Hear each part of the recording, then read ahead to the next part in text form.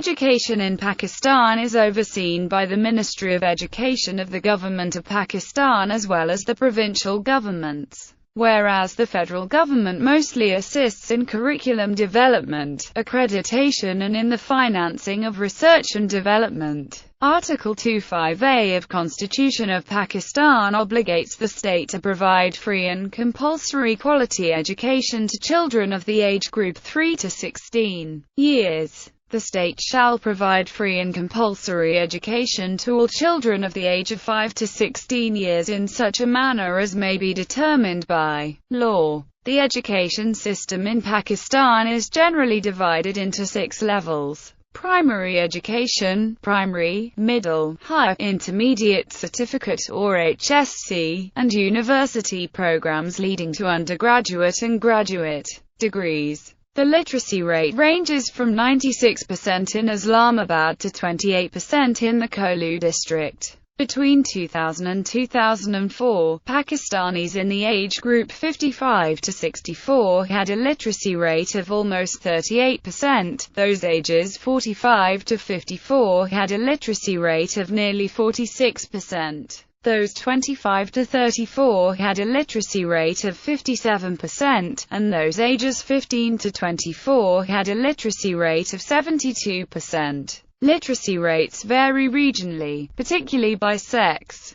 In tribal areas, female literacy is 9.5%. Moreover, English is fast spreading in Pakistan, with more than 92 million Pakistanis having a command over the English language, which makes it the third largest English-speaking nation in the world and the second largest in Asia. On top of that, Pakistan produces about 445,000 university graduates and 10,000 computer science graduates per year. Despite these statistics, Pakistan still has one of the highest literacy rates in the world and the second largest out-of-school population after Nigeria. Stages of formal education. Primary education. Only 87% of Pakistani children finish primary school education. The standard national system of education is mainly inspired from the British system. Preschool education is designed for 3 to 5 years old and usually consists of 3 stages: playgroup, nursery and kindergarten. After preschool education, students go through junior school from grades 1 to 5. This is followed by middle school from grades 6 to 8. At middle school, single-sex education is usually preferred by the community, but co-education is also common in urban cities. The curriculum is usually subject to the institution. The 8 commonly examined disciplines are Urdu, English, mathematics, arts, science, social studies, Islamic studies and sometimes computer studies. Provincial and regional languages such as Punjabi, Sindhi, Pashto and others may be taught in their respective provinces, particularly in language medium schools. Some institutes give instruction in foreign languages such as Turkish, Arabic, Persian, French and Chinese. The language of instruction depends on the nature of the institution itself, whether it is an English medium school or an Urdu medium school. As of 2009, Pakistan faces a net primary school attendance rate for both sexes of 66%. A figure below estimated world average of 90%. Pakistan's poor performance in the education sector is mainly caused by the low level of public investment. Public expenditure on education has been 2.2% of GNP in recent years, a marginal increase from 2% before 1984-85. In addition, the allocation of government funds is skewed towards higher education, allowing the upper income class to reap majority of the benefits of public subsidy on education. Lower education institutes such as primary schools suffer under such conditions as the lower income classes are unable to enjoy subsidies and quality education. As a result, Pakistan has one of the lowest rates of literacy in the world and the lowest among countries of comparative resources and socio-economic situations. Secondary education. Secondary education in Pakistan begins from grade 9 and lasts for 4 years. After end of each of the school years, students are required to pass a national examination administered by a regional board of intermediate and secondary education. Upon completion of grade 9, students are expected to take a standardized test in each of the first parts of their academic subjects. They again give these tests of the second parts of the same courses at the end of grade 10. Upon successful completion of these examinations, they are awarded a secondary school certificate. This is locally termed as Matriculation Certificate, or Matric for short. The curriculum usually includes a combination of 8 courses including electives as well as compulsory subjects. Students then enter an intermediate college and complete grades 11 and 12. Upon completion of each of the 2 grades, they again take standardized tests in their academic subjects. Upon successful completion of these examinations, students are awarded the higher secondary certificate. This level of education is also called the FSC, FA, ICS or intermediate. There are many streams students can choose for their 11 and 12 grades, such as pre-medical, pre-engineering, humanities, computer science and commerce. Each stream consists of 3 electives and as well as 3 compulsory subjects of English, Urdu, Islamiyat and Pakistani studies. Alternative qualifications in Pakistan are available but are maintained by other examination boards instead. Bs.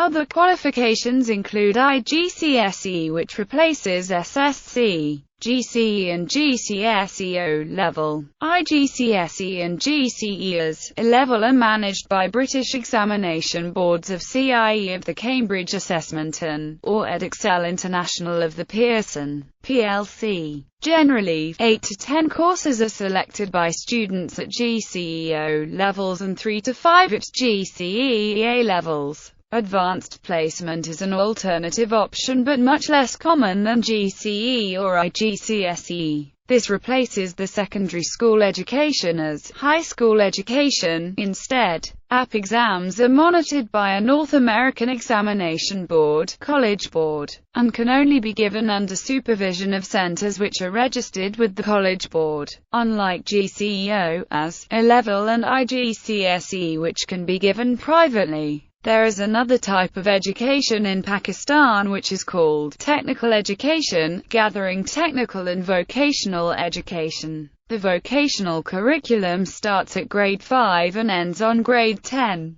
3 boards, Punjab Board of Technical Education, NWFP Board of Technical Education, and Sindh Board of Technical Education, provide facilities of technical education. PBTE offering Matric TAC, and DAE, in technologies like civil, chemical, architecture, mechanical, electrical, electronics, computer sciences and many more technologies. This is 3 years program and combines physics, chemistry, Islamic study, Pakistan study and other more than 25 books related to their technology. After matric and then 3 years diploma is equal to 12th grade, and diploma holder is called associate engineer. Either they can join their respective field or can take admission in B.Tech, or be in their related technology after DAE. Tertiary education. According to the UNESCO's 2009 Global Education Digest, 6% of Pakistanis were university graduates as of 2007. Pakistan plans to increase this figure to 10% by 2015 and subsequently to 15% by 2020. There is also a great deal of variety between age cohorts.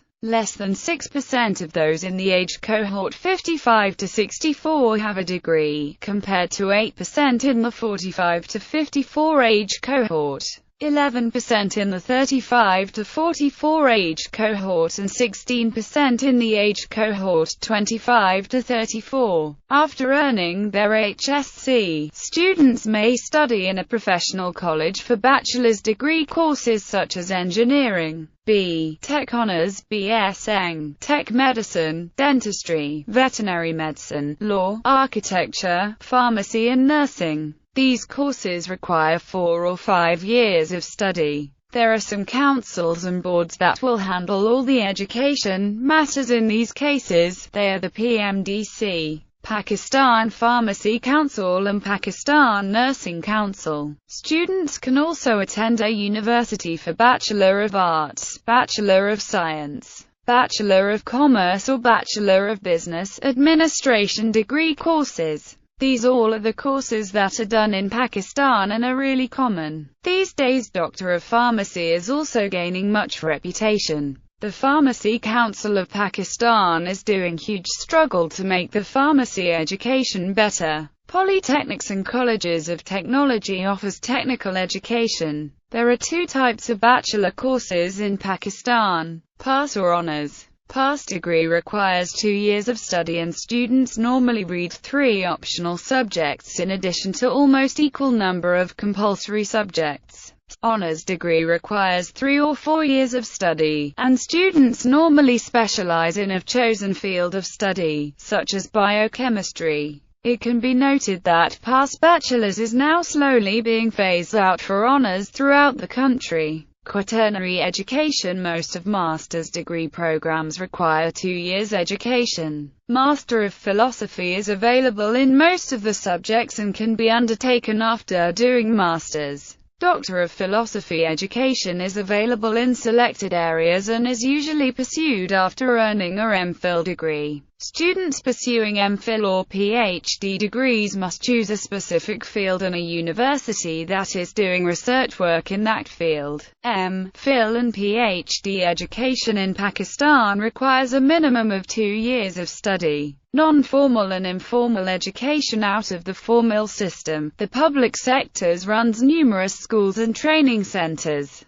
most being vocational-oriented. Among those institutions can be found vocational schools, technical training centers, and agriculture and vocational training centers. An apprenticeship system is also framed by the Pakistani state. Informal education is also important in Pakistan and regroups mostly school leavers and low-skilled individuals, who are trained under the supervision of a senior craftsman. Gender disparity. In Pakistan, gender discrimination in education occurs amongst the poorest households but is non-existent amongst rich households. Only 18% of Pakistani women have received 10 years or more of schooling. Among other criticisms the Pakistani education system faces is the gender disparity in enrollment levels. However, in recent years some progress has been made in trying to fix this problem. In 1990-91, the female-to-male ratio of enrollment was 0.47 for primary level of education. It reached a 0.74 in 1999-2000, showing the FM ratio has improved by 57.44% within the decade. For the middle level of education it was 0.42 in the start of decade and increased to 0.68 by the end of decade, so it has improved almost 62%. In both cases the gender disparity is decreased but relatively more rapidly at middle level. The gender disparity in enrollment at secondary level of education was 0.4 in 1990-91 and 0.67 in 1999-2000, showing that the disparity decreased by 67.5% in the decade. At the college level it was 0.50 in 1990-91 and reached 0.81 in 1999-2000, showing that the disparity decreased by 64%.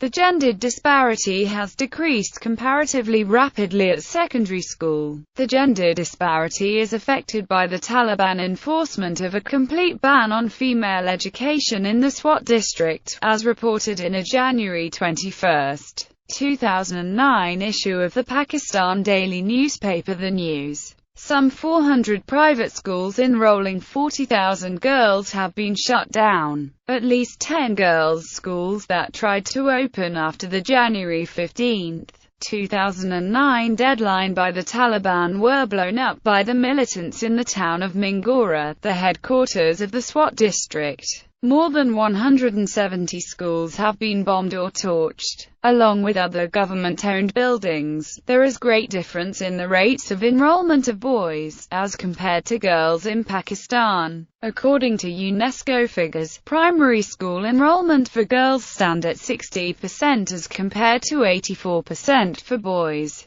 The secondary school enrollment rate stands at a lower rate of 32% for females and 46% males. Regular school attendance for female students is estimated at 41%, while that for male students is 50%. Qualitative dimension. In Pakistan, the quality of education has a declining trend. Shortage of teachers and poorly equipped laboratories have resulted in the outdated curriculum that has little relevance to present-day needs. Achievements. Abdus Salam was a Pakistani theoretical physicist and Nobel laureate in physics for his work on the electroweak unification of the electromagnetic and weak forces. Salam, Sheldon Glashow and Steven Weinberg shared the 1979 Nobel Prize for this work. Salam holds the distinction of being the first Pakistani to receive the Nobel Prize in any field. Salam heavily contributed to the rise of Pakistani physics to the physics community in the world. Ayub Omair was a Pakistani neurosurgeon who heavily contributed to his field. Over 150 research papers have been attributed to him. He also invented the Omair reservoir medical procedure. It is a system of delivery of medical drugs for treatment of patients with brain tumors. Mahbub ul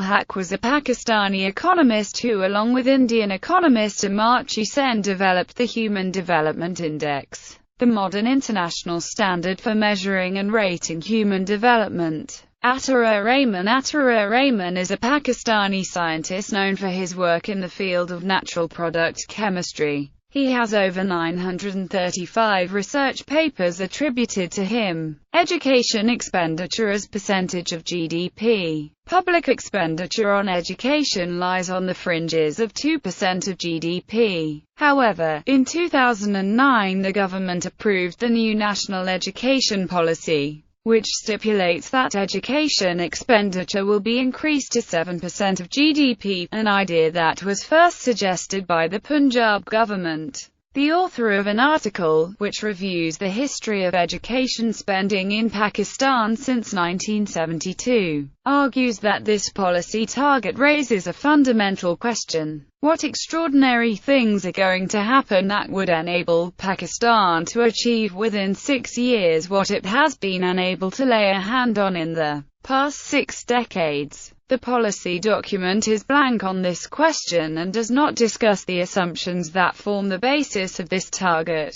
Calculations of the author show that during the past 37 years, the highest public expenditure on education was 2.80% of GDP in 1987-88. Public expenditure on education as a percentage of GDP was actually reduced in 16 years and maintained in 5 years between 1972-73 and 2008-9. Thus, out of total 37 years since 1972, public expenditure on education as a percentage of GDP either decreased or remained stagnant for 21 years. The author argues if linear trend were maintained since 1972, Pakistan could have touched 4% of GDP well before 2015. However, it is unlikely to happen because the levels of spending have had remained significantly unpredictable and unsteady in the past.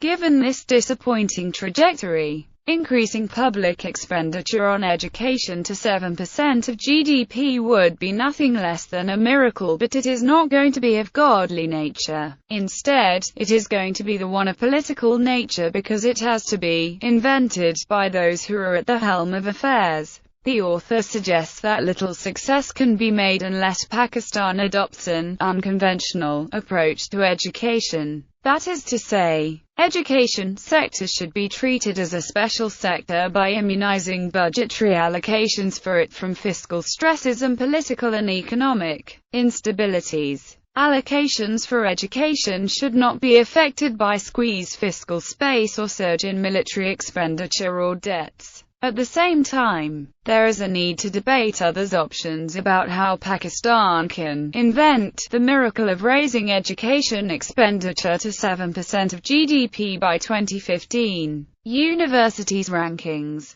According to the Quality Standard World University Ranking for 2014 QAU, Pakistan Institute of Engineering and Applied Sciences, PIEAS, AKU, NUST, LUMS, CIIT, KU, Punjab University, UAF and UET Lahore are ranked among top 300 universities in Asia. Religion and education. Education in Pakistan is heavily influenced by religion. For instance, one study of Pakistani science teachers showed that many rejected evolution based on religious grounds. However, most of the Pakistani teachers who responded to the study either accepted or considered the possibility of the evolution of living organisms. Although nearly all Pakistani science teachers rejected human evolution because they believed that human beings did not evolve from monkeys. This is a major misconception and incorrect interpretation of the science of evolution.